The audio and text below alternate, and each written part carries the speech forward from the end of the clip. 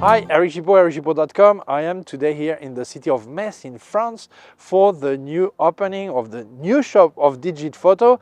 But great news, Olivier Saint-Géry from Fujifilm France has lent me this 500mm F5.6 for Fujifilm that I'm testing today. So I'm going to tell you my impressions. So let's start. And thank you to my friend Fernando, or Portuguese of the area, who lives in Luxembourg for many years, and he brought me here to check ducks and birds and things like this. So thank you so much. Thank you. I don't know if you saw the video I recorded when I was in the photo show in Paris when they presented it. Well, it was not presented in Paris, but they presented it to me in Paris, so I could record there. And here you have several switches. One is for the autofocus distance from full from to infinity, full range, or from 5 meters to infinity. Then you have the switch for autofocus, for image stabilization or not. And here you have some switch to tune the autofocus. Then you have function button, and here. Here they're all the same, but you access really quickly. It's really light for the weight it has. Here you have the aperturing, really a great lens. So now I'm going to give you more specs and my opinion, okay?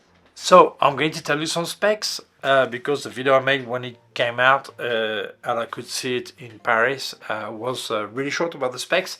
First of all, I tested it with my Fujifilm X-S20. It's true that many people would think it is more logical to use it with an X-H2S, which is a top of the range for action photography and all things by Fujifilm, so that would be logical, but this is what I had, and that's great because it gives an idea of what you can do with a more affordable camera or smaller camera, so I think it's great.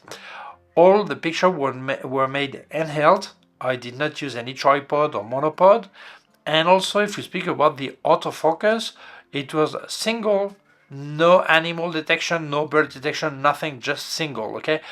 One point, I like to use it this way. I don't have problem with that. So I guess some people would prefer to use animal bird detection logically, but for me, I just prefer to tell how I used it. So this is an APS-C lens, 500mm. I think it's a bit more than 500mm because the equivalent, according to Fujifilm, equivalent full frame is 762mm, so it must be 500mm and something, okay, and a bit. If we look at the size, it's so similar to what you would find as a 300mm. It's compact for this focal length. I think this is amazing. The angle that it covers is 3.3 degrees, which is really narrow. So if you are not used to that kind of pictures, sometimes it's a bit hard to find where is your subject. You just look like this and you can't find it. Take into account that I'm not an expert in wildlife photography or bird photography or sport photography. So for me that was really hard to test it because I'm not experienced enough, but I'm so happy about the result that it was hard, but also I found it easy, if I can say, because after a few minutes you get into the rhythm and you get your pictures. So yeah, that was great. If we look at the aperture, the maximum aperture is 5.6 up to f22. Some people will say that's not luminous enough. But I think they must not forget one thing. When you make a picture of a bird, for example, you want the bird to be in focus, but you don't want just one part of the bird to be in focus. Normally you want to have the full animal. So yeah, you could have 2.8, but 2.8 would be a massive lens, and also so often you would be shooting at 5.6 or f8 anyway, just because of the shallow depth of field. You would not want to have it so shallow. So I think it's a really nice aperture for that kind of lens. The weight, aperture blade, 9 blades, and this is why you see the transition that's so smooth in the bokeh is so smooth, really nice, really creamy. I like it. The weight, I will tell you about the specs after, the size of this, but I already tell you 1,335 grams. This is so light for that kind of lens. Yeah, it looks big, but when you have it in your hand, it's like, well, that's not bad, okay, that's good. And actually, if you combine it with the Fujifilm X-H20S, XS2S, sorry, not 20, but 2S, it would be less than 2 kilos. most wildlife photographer or sport photographer are amazed when you tell them you can have that focal length, equivalent full frame, and yeah, for that weight, they think it's nothing. So yeah, really nice in hand. I didn't get tired. Really, really good. This lens is thought for wildlife, bird photography, plane photography, spotting if you want, sport photography. Yes, because normally when you're making that kind of pictures, or the animal could fly away or run away, so you cannot be too close physically. And if you look at sport, well, you cannot be on the football field. You have to be outside of it. So obviously you need a way to get close to your subject without being physically close. So this is thought for that. If we speak about the build, the optical build, it's impressive. 21 elements in 14 groups. You have ED glass and super ED that's in charge of getting no chromatic aberration, no much flare, nothing wrong. Okay, so this, well, you see it on the result. It is amazing. Let's speak about the autofocus. I mean, on my XS20 it was really fast, but I cannot judge actually, because most people or many people would use it in a camera with a faster autofocus, but still it was really fast. And anyway, Fujifilm communicate the result with the X-T4 according to the CIPA the way they measure, and it's ultra fast. So obviously if your camera is like a XH2S, it will be even faster. So great. It has its own optical image stabilization, 5.5 stops. And yeah, of course, it's welcome, because if your camera is already stabilized, that's well done, that's welcome anyway. But if you have a camera like an X-T3 without stabilization, you do need something for that kind of focal length. So this is great, 5.5 stops. If you look at the minimum focusing distance, 2.75 meter, yeah, that doesn't sound too short, but when you think of it, that kind of lens, you don't use it for macro, or your subject will be far away anyway. But yeah, normally you use it for a subject that is not close to you. So yeah, that's fine. Let's speak about the size. As I said, it's compact for this focal length. 255.5 millimeter long with a diameter of 104.5 millimeter.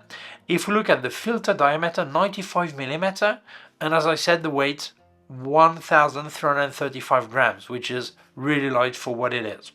It includes the sun hood, and I love it because it's large, and also there's a small door in the sun hood, so you can pass your finger and you can actually rotate a polarizer, if you polarizer filter if you have one on there. So this is really nice.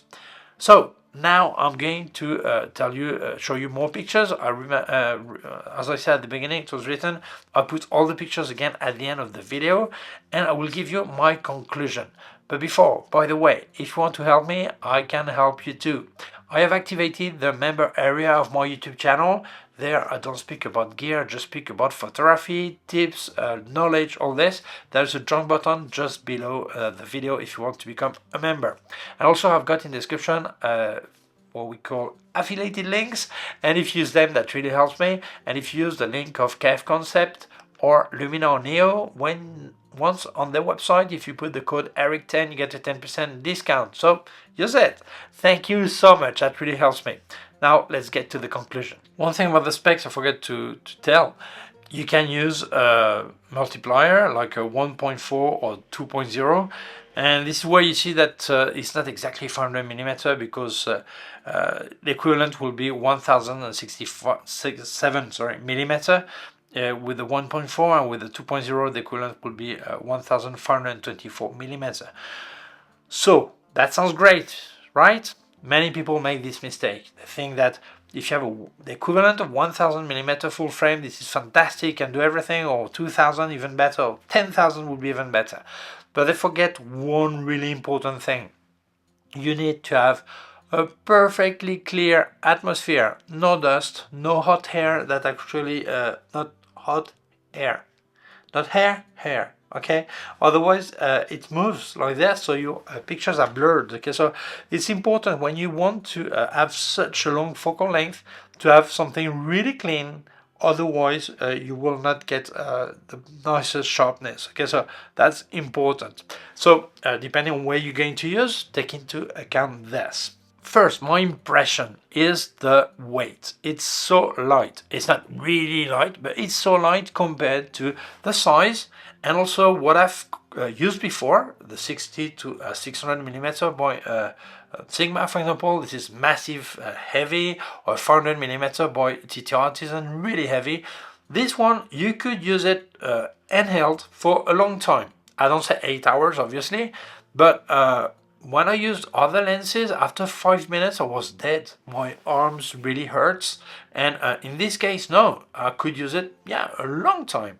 So it means that, of course, if you're going to be the full day hunting birds, I mean, hunting pictures of birds, not hunting them, but making pictures of birds or sport or whatever, you could use a monopod or tripod, obviously, but when you have to go handheld, this is completely feasible, completely possible. So this is so great.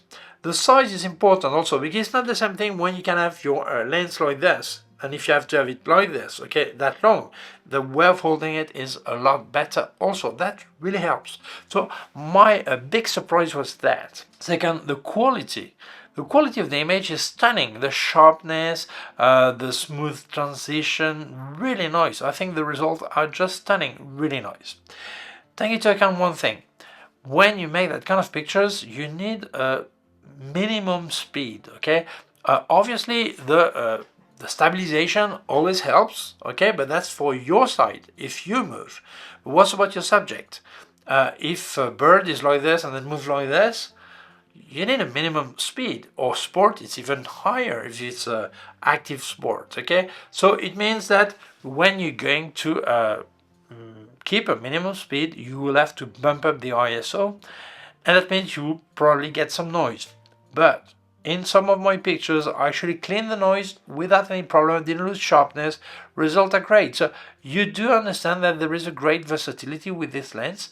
You can have a lot of fun, make nice pictures, and not be afraid of bumping up ISO to maintain a minimum speed, so that's fine, okay? No problem for me. It was really cloudy, yeah, I needed to bump up ISO, and I had no problem with that. Big question.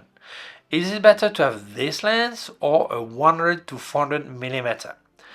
Well, first of all, if you're in doubt with this gear, whatever gear, rent it, try it, test it, see if you like it or not, if it's for you or not, okay? But let's say you have a 100 to 400 millimeter lens, and normally you check all your pictures, you're on 100, 200 millimeter, 300, sometimes 400, sometimes 300, sometimes 250 or less, but you're not full time on 400 millimeter. The big question is, would I be always on 400 millimeter with another type of pictures like wildlife or bird or plane spotting or whatever? Yes, no, I'm not sure, I don't know. Okay, if you're sure, try the 400 millimeter. If you check your pictures and you are always bumping against 400 millimeter and you even have to reframe your picture after that, then obviously this lens is for you. 500 millimeter, this would be the lens for you, because otherwise, if you're always on 100, 200 or 400, so often you will cut your subject because it doesn't fit and you cannot go back, okay? So if you're always on the 400 millimeter size, then this 500 is a great option. You get a bit of extra, you don't need to reframe that much, and the quality is stunning. For me, this lens is, I would say, high-end product, great results, high price. Is it very expensive? Well, if you've never seen that kind of lens, it's going to sound really expensive to you, okay? But if you compare it to a typical 75 to 300 millimeter kit lens you could get with your reflex camera, that sounds really crazy price. But if you compare to what people who do sport photography or wildlife photography actually use, then it is really affordable, because so often they use a 600 millimeter, yeah, sometimes 2.8 or f4, okay? But that costs a massive amount of money. This is, yeah, like 3, 4 times, 5 times the price of this. So obviously, in this situation, you look at this one, it looks really affordable to you when you compare to these lenses. Okay, so this is what you should compare to, not to kit lens, long kit lens or whatever, okay, or the typical double kit lens we had with reflex camera. We are speaking about something that is really high quality, and I think the price is fairly priced. I think it's good.